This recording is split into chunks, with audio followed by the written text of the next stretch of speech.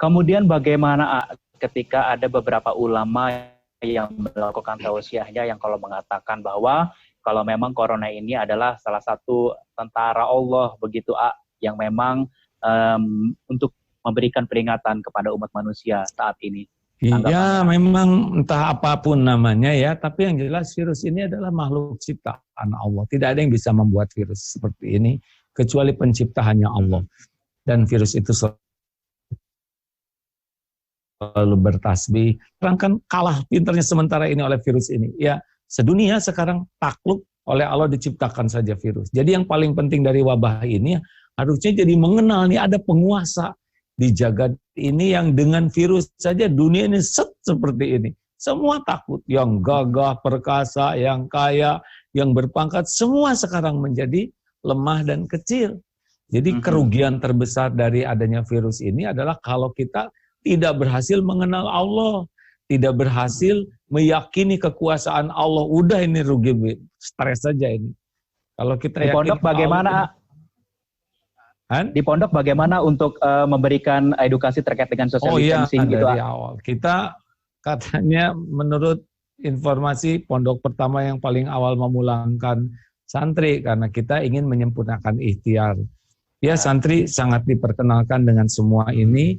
Kita harus tahu bahwa kita tidak akan kena oleh virus ini. Bukan jangan mengatakan gini, wah saya tidak takut virus, saya takut hanya takut ke Allah.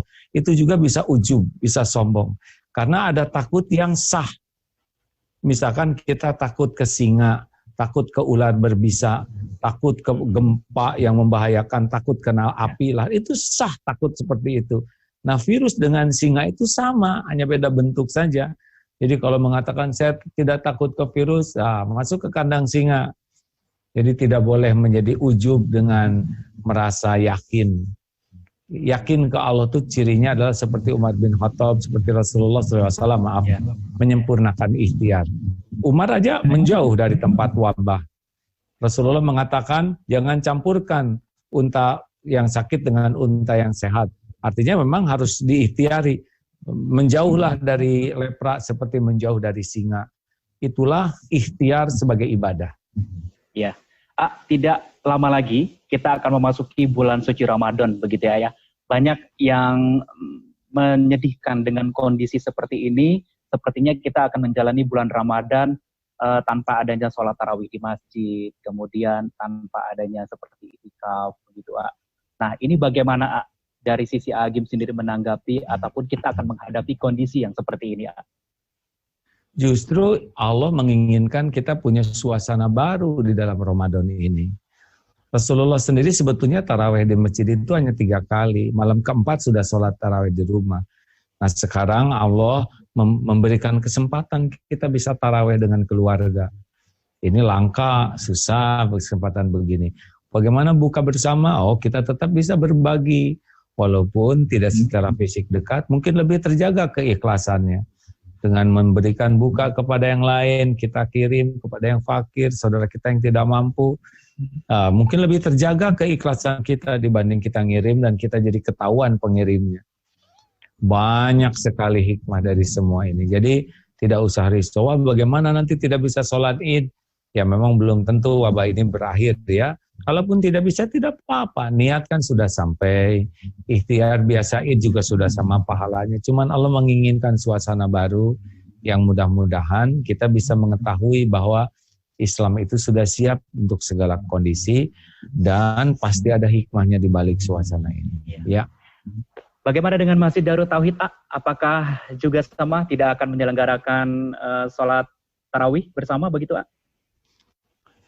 Katanya kita juga termasuk masjid yang pertama kali ditutup ya, karena mematuhi perintah, memenuhi fatwa dari Majelis Ulama, mematuhi perintah dari pemerintah. Kita tutup dari awal mendengar fatwa itu kita langsung laksanakan karena memang zona merah. Dan tidak berat bagi kami untuk mematuhi fatwa ulama karena kami yakin itu adalah yang paling paham agama, yang paling sungguh-sungguh menjaga umat dan punya otoritas. Jadi tidak usah berat untuk mematuhinya. Jangan-jangan kita ujub merasa lebih pintar. Ya. Tapi kita ataupun saya pribadi mau meminta tanggapan ya. Ada beberapa masjid yang memang mereka masih menyelenggarakan sholat bersama begitu ya, meskipun dengan jarak saf dengan 1 meter begitu. Sementara di Islam sendiri ketika kita mau sholat ada himbau untuk rapatkan saf begitu Pak. Bagaimana dengan kondisi saat ini? Memang kalau sholatnya sendiri sah ya, walaupun ada jarak, karena kerapatnya itu merupakan kesempurnaan sholat, bukan menjadi rukun sholat. Hanya kalau memang sudah berbahaya, di sholat di rumah juga menjadi pahalanya bisa lebih banyak, karena kita menghindari kemudaratan. Boleh minta tanggapannya terkait dengan ada beberapa negara muslim yang menghimbau ketika saat azan yang digantikan untuk sholat di rumah begitu Ya, itu juga pernah terjadi. Kita azan yang dianjurkan untuk sholat di rumah, pada waktu itu sholat Jumat kalau tidak salah terjadi hujan yang sangat lebat, sehingga membahayakan dan dianjurkan sholat di rumahmu. Bagus. Ya. Ada contohnya juga. Dari sisi di pandangan agama Islam sendiri, mungkin wabah ini bukan suatu hal yang baru begitu ya. Dari dulu juga ada yang namanya mungkin kalau kita pernah mengetahui ada wabah Hindi, kemudian yang lain-lain sebagainya begitu. Ini merupakan sesuatu hal yang mungkin tidak baru begitu bagi Islam gitu. Nah, saat ini ketika pemerintah melakukan lockdown ataupun karantina wilayah, ini kan ada himbauan memang untuk tidak keluar dan juga tidak memasuki wilayah yang terkena wabah begitu ya, sesuai dengan apa yang dikatakan Rasulullah. Apakah lockdown juga karantina wilayah ini juga sama begitu, termasuk salah satunya?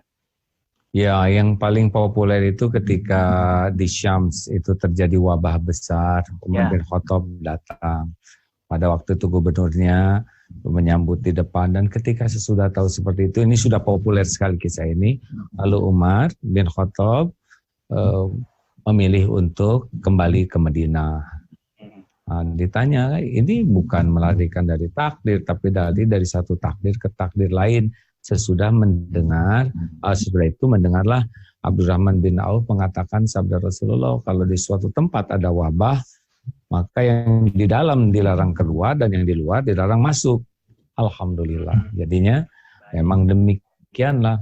Jadi tidak hal yang aneh. Nah, sekarang misalkan Jakarta dan sekitarnya epicentrum. Ini harusnya tidak mudik nih. Karena kalau mudik, apalagi sebagai OTG, orang tanpa gejala, kan 86% katanya orang yang membawa virus ini sehat-sehat saja. Tapi dia carrier dan pulang ke rumah, bapak kena, istri kena, anak kena. Jadinya mudik itu bisa jadi sumber petaka bagi keluarga, bagi lingkungannya. Maka kalau sedang begini, udah bertahan saja. Walaupun ada yang menganjurkan boleh mudik, tapi tidak benar menurut anjuran agama, tidak benar ini. Menyelamatkan orang itu lebih utama daripada menyelamatkan ekonomi. Karena kalau kita orang sudah meninggal tidak bisa kita hidupkan, tapi kalau ekonomi repot kita bisa hidupkan. Ya, makanya dalam Islam kan menyelamatkan satu nyawa itu luar biasa. Ya. Menyelamatkan satu nyawa seluruhnya. Kita kembali ke bulan Ramadan ya, karena untuk kondisi bulan Ramadan yang kita sambut ini, yang kita yang Agim sampaikan tadi berbeda dengan tahun sebelumnya, tapi kita tetap harus hikmat gitu ya untuk menjalani bulan Ramadan ini. Boleh berbagi tips dengan kita cara menghatam Al-Quran yang mungkin yang baik dan juga bisa lebih banyak hatamnya begitu Jadi di rumah itu kan beragam, usia beragam, tingkat pendidikan beragam, kemudian karakternya juga beragam. Nah, kita tidak bisa memukul rata semuanya ya. Jadi yang paling penting, yang pertama diseragamkan itu adalah cita-citanya. Ini takdir Allah seperti ini. Kita gunakan kesempatan ini sebaik-baiknya karena belum tentu kita bisa begini lagi. Penting tujuannya dulu sama. Sehingga nanti kalau udah tujuannya sama, kita tuh harus disayang Allah. Karena Allah yang bisa melindungi kita, mencukupi. Karena kalau sibuk dengan ibadah tapi tidak kenal ke Allahnya, nah ini jadi beban ibadah tuh. Ya. Nah, jadi ilmu tauhidnya dulu harus ditanamkan. Kalau tidak, ibadah itu jadi beban. Anak-anak nanti dikasih banyak baca Quran tuh jadi stres ya. Kalau tidak tahu tujuannya. Karena dalam Islam ibadah itu penting sekali ya. Tapi yang paling penting adalah kenal kepada siapa kita ibadah. Sholat itu penting. Tapi yang lebih penting lagi adalah mengenal kepada siapa kita sholat. Perintah siapa. Baca Quran itu penting. Tapi kita harus tahu ini kalam siapa, ini kalam Allah. Nah sesudah itu kita buat. Karena kalau orang sudah suka bahwa ini bisa membuat dia disukai Allah, itu lebih ringan. Membaca Quran lebih banyak, 1 huruf kan 10 kebaikan. Nah dibuat dulu senang. Itulah